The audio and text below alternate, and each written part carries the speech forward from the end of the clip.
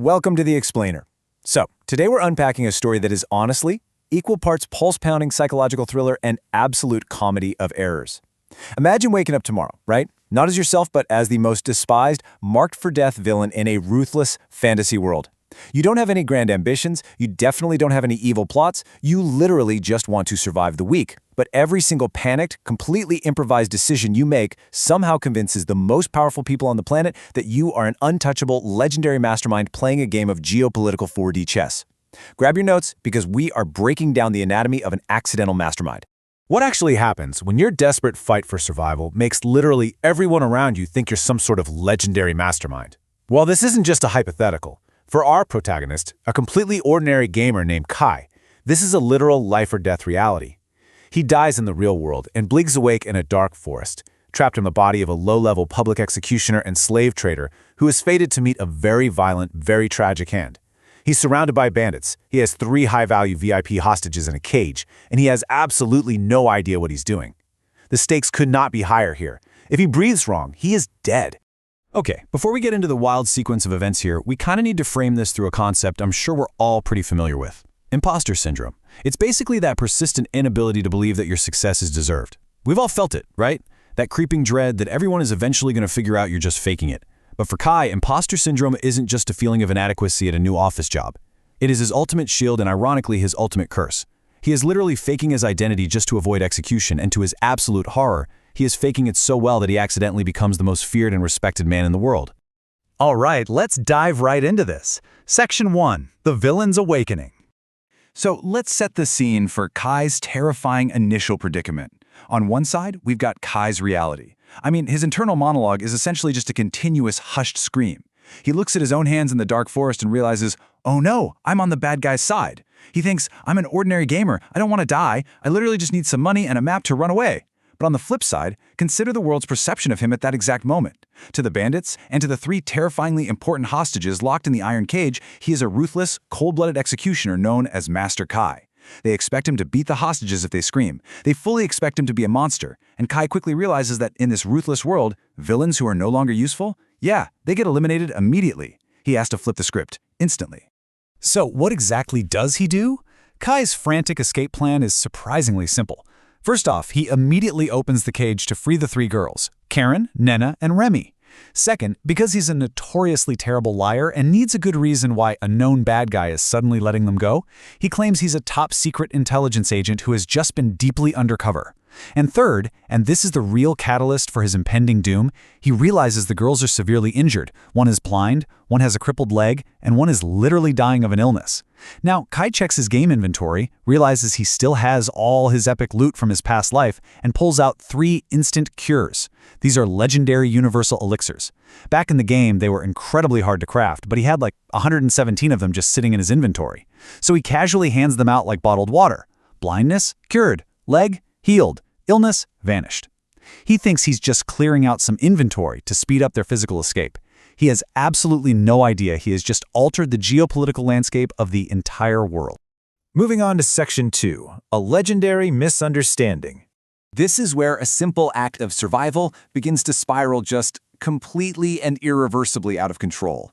The escalation here is absolutely breathtaking. So on day 1, as we just talked about, he gives away potions to save the 3 girls and gets them back to the city of Aldia safely. Just a guy trying not to get arrested, right?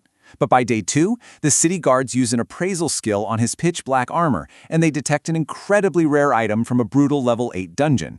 Suddenly, they think he's a veteran monster of a warrior who cleared a lethal dungeon entirely alone. By day 3, the father of one of the girls, who just happens to be a wildly powerful duke, hears about the legendary elixirs. He connects the dots: a mysterious man in black, unimaginable wealth, saving nobles, wiping out the bandit group single-handedly. The Duke formally concludes Kai is a high-ranking member of Veritar, a terrifying elite secret organization under the direct control of the Empire, and by day 4, the Holy Church is getting involved, assuming he is an unmatched tactical genius. In less than a week, Kai goes from a terrified gamer hyperventilating in the woods to a literal mythic figure. I mean, just listen to the absolute awe from the city guard captain. In truth, that boy is a monster. He used 3 legendary universal potions as if they were nothing. We have no idea what kind of ability he is hiding. The absolute reverence in this guy's voice. The irony here is so thick you could cut it with a sword. They genuinely think he's hiding some divine, world-breaking power. In reality, the only thing Kai is hiding is the fact that he is sweating bullets beneath his armor and just wishes everyone would stop looking at him. He tossed those potions away because he didn't want to physically carry 3 injured people through a forest. That's it. And this brilliantly brings us to Section 3, the burden of success. This perfectly illustrates the core conflict of our story. Because for Kai, overwhelming success and recognition, yeah, that isn't a reward at all. It is literally his biggest nightmare. Let me ask you, what do you think is the price for a legendary elixir? Imagine the ultimate reward for saving the daughters of the 3 most powerful factions in the known world: a duke, the Holy Church, and the top commercial merchant. These girls are literally referred to as the 3 great ones. You save their lives, you cure their incurable ailments, and you bring them home safely. What do you get? Well, you get the Duke's completely absurd reward. The guy summons Kai, literally trembling with respect, and offers him a massive, fully staffed private villa. He offers a staggering monetary fortune, and he offers the official, highly coveted Duke's family seal of support, which is essentially a blank check for absolute political immunity. Now, most people would weep with joy, right? Kai is experiencing sheer, unadulterated terror. He realizes that having the Duke's seal paints a massive, glowing target on his back. He only accepts it because he is far too afraid that refusing a duke to his face would result in his immediate execution. The dramatic irony here is honestly almost painful to watch. Right before meeting the Duke, Kai literally begs the Duke's daughters, saying something like, "Authority terrifies me. Please just intervene if I accidentally make your dad mad. That's the only payment I want." He is just a normal guy terrified of getting his head chopped off by a volatile aristocrat. But how does the nobility perceive this? The Duke and his daughters believe Kai is just incredibly humble. In fact, the Duke actually thinks Kai is acting as a philosophical mirror, forcing the Duke to face his own pathetic flaws and material greed. The Duke thinks Kai is a stoic god of humility who operates far above mortal desires. Literally, every time Kai cowers in fear, the world just bows a little deeper. Let's move along and see how this builds in Section 4, an accidental mastermind. Now, what's really interesting about this is that it's not just the big moments. It's the everyday, totally mundane things Kai does that cements his terrifying reputation into an unstoppable avalanche of 4D chess. Take this incredibly mundane action, for example. Kai is having guests over. Instead of organizing a strict, impressive security detail, he lazily tells the house guards to just do as they wish and wander around while they wait. Why? Simply because having a bunch of elite, heavily armed guards staring at him makes him super nervous. That's it. But what is the dramatic interpretation by the vice captain of the guard? She and the head maid have this deep philosophical discussion where they conclude that Shikuku, which is Kai's alias, is forcing the guards to face a harsh reality. By intentionally removing his divine protection, he's forcing them to develop self-reliance and situational awareness for real-world combat. He is literally training them by doing absolutely nothing. And oh man, the romanticization is just completely out of control. Consider these words from Lady Lifia, the Duke's oldest daughter. He may have done everything without trying to show off, working silently and alone. He is a truly admirable man. She actually meets him by pure coincidence at a clock tower, basically because Kai paid way too much for a ticket and just wanted to get his money's worth out of the view. But Lifia, she assumes Kai orchestrated the entire meeting to secretly watch over her sister's recovery from the shadows without ever taking an ounce of credit. His complete and utter lack of a plan is viewed as the ultimate stoic heroism. She is swooning over a guy who is literally just trying not to draw any attention to himself. But the absolute peak of this accidental mastermind persona happens at a local inn with the Holy Church. Kai is just trying to make small talk with Nena, the girl he saved, and her terrifying elite bodyguard. He casually says, "I'd prefer your parents don't visit." Why? Because her parents run the Holy Church and he has severe social anxiety around powerful people. But what's the church's strategic interpretation?